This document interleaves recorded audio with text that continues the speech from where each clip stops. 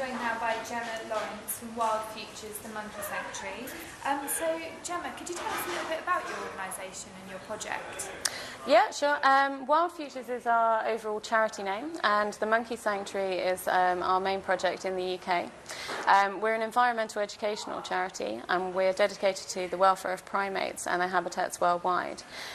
What we do at the Monkey Sanctuary is we operate a sanctuary to look after primate victims of the UK pet trade, but we have also rescued from other areas of Europe as well. Basically, it's still legal in the UK for you to go out and buy a monkey and keep it in your house as a pet. A lot of people do. The RSPCA estimates around 10,000 monkeys being kept as pets privately in the UK. You do need a licence for some forms of primate, but not for all. But also a lot of the primates that we've rescued that people would legally need licences for, they didn't have them. So the actual checking of those licences and the conditions the primates are kept in are very bad. Unfortunately, the primates who are kept as pets, they're usually taken on when they're little babies, so they're little cute balls of fluff. Then as they grow up, they become more dominant. They start marking their territory, attacking children, and also just acting very much like wild animals, which is what they are. Then that leads people to put them in smaller and smaller cages with less and less enrichment, if you like, in their lives. They develop very severe psychological problems, and usually by the time we rescue them, they usually are partially damaged, at least physically and psychologically.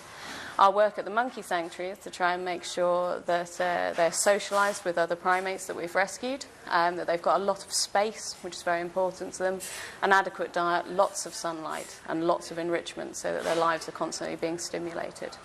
And then we campaign to try and end the pet trade, both in the UK and overseas, and we're involved in a number of working groups for primate welfare. And also recently there was the Costa Coffee advert with all the monkeys jumping all over the typewriters, which we did write to Costa Coffee about to state that we weren't very impressed on that sort of thing. Unfortunately, the thing is that when things like that come out in social media, what we then end up with is a lot of people phoning us and asking whether they can get a primate as a pet. So actually, things like that just encourages people's imagination to think that primates are cuddly, fluffy things that they can keep in their houses rather than wild animals who should be respected and left in the wild. I guess that's encouraged by sort of Ross's monkey on Friends and the National Museum. Yeah. I'm afraid after any time that anything like that comes out, we always get more phone calls from people asking where they can get a primate as a pet. And it's the primate pet trade is not only damaging to the individual monkeys in the trade and the people who are in it, but also a lot of it involves capture from the wild. So what you're talking about is people going into the rainforest with machine guns, taking down whole troops of monkeys. The adults usually get sold as bushmeat, and the babies will get sold into the pet trade.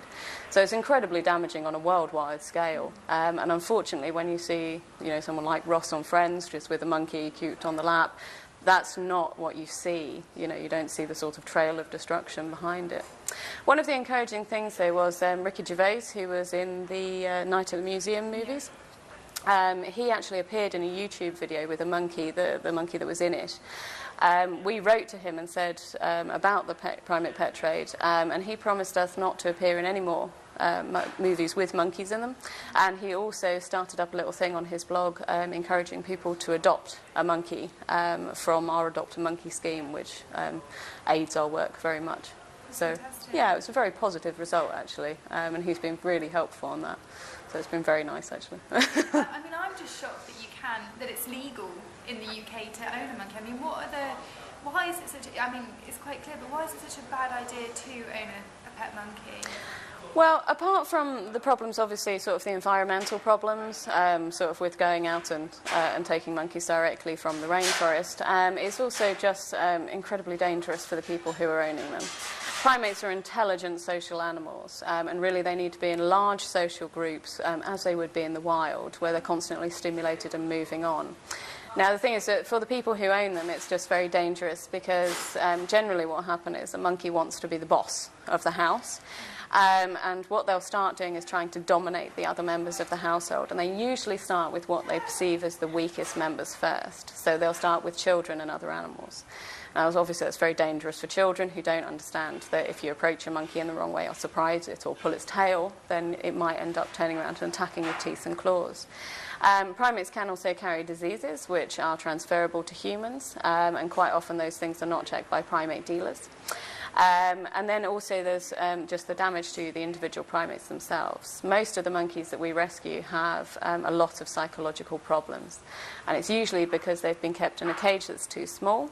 They've had a very bad diet. They've had no access to natural sunlight, which you need to make vitamin D. And so they end up with awful sort of bone malformations like rickets, but also due to the lack of stimulation, they can end up very psychologically damaged. One of the worst ones we rescued was called Joey, and he was kept in a cage which was 6 foot by 3 foot by 3 foot for 9 years. He came out for an hour a day and then went back in. He ended up with a bowed spine, malformation of the bones. His adult teeth didn't come through because he hadn't absorbed enough D3 or calcium. And he also developed a very disturbing psychological habit, which was because he was so bored and so understimulated that he just sat and rocked backwards and forwards.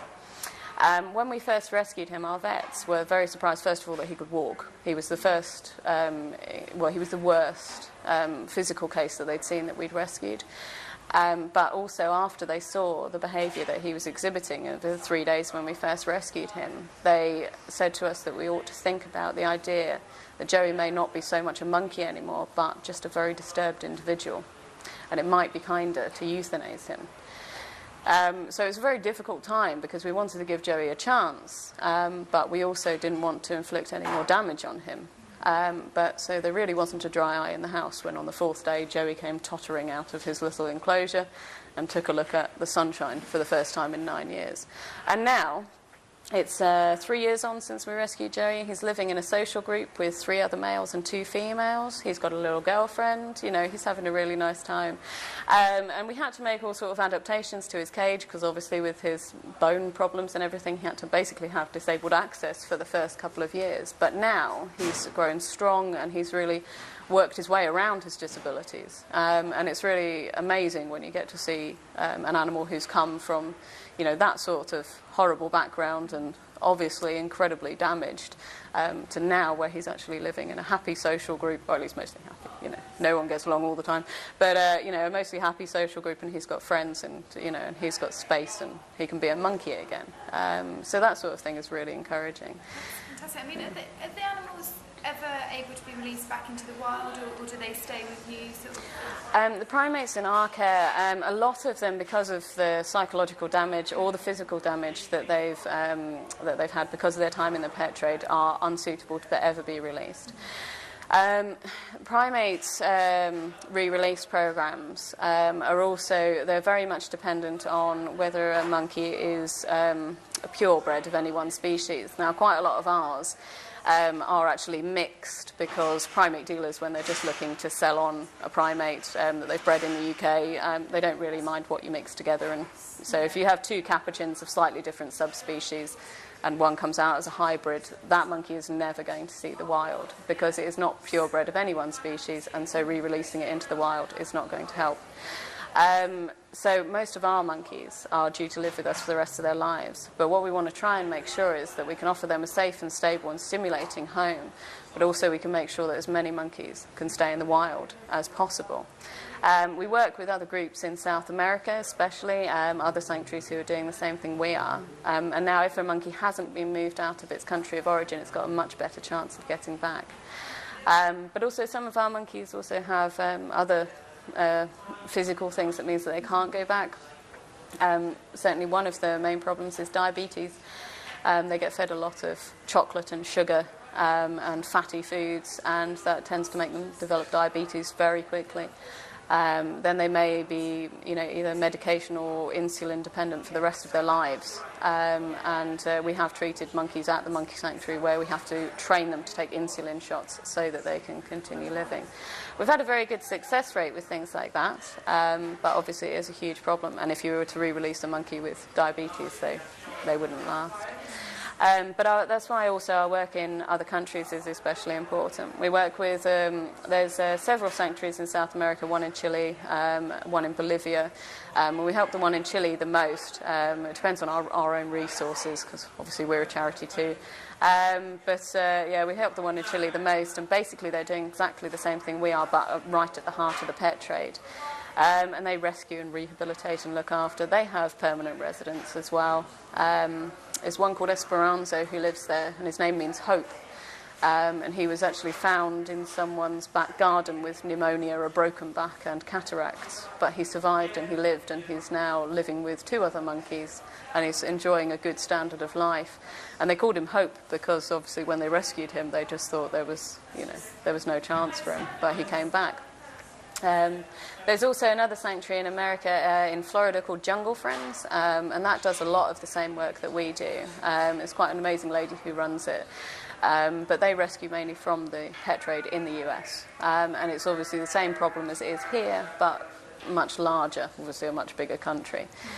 But the main problem is that until it's made illegal, both in this country and the US, then it's going to continue, and people are going to continue to keep primates as pets. And there's always going to be people who are going to breed them, who are going to source them from the wild, who are going to ship them over.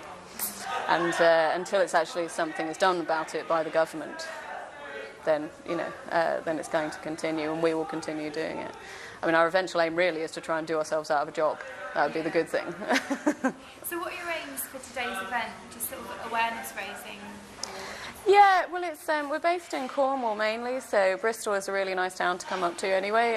It's quite nearby, and there's some people who know us and some people who don't, and it's always good to talk to people to raise awareness about the primate pet trade, because most people think it's illegal, because that's what you think would make the most sense. So it's just to sort of raise awareness for our charity, but also our sanctuary on site we have a lot of tourists who come to see us talking about the primate pet trade, but we try and have sustainability in all that we do. So our cafe on site is vegetarian and vegan. Our shop is vegetarian and vegan. We only buy in stuff that's ethically sourced, and we try and sort of keep sustainability as like our main vein going all the way through it. So coming to nice little vegan events like this, it's a really nice way of meeting some like-minded people, and also some people who are sort of open to hearing something else. It's always good to come up to these places. Fantastic. Thank you very much for joining us. Thank you.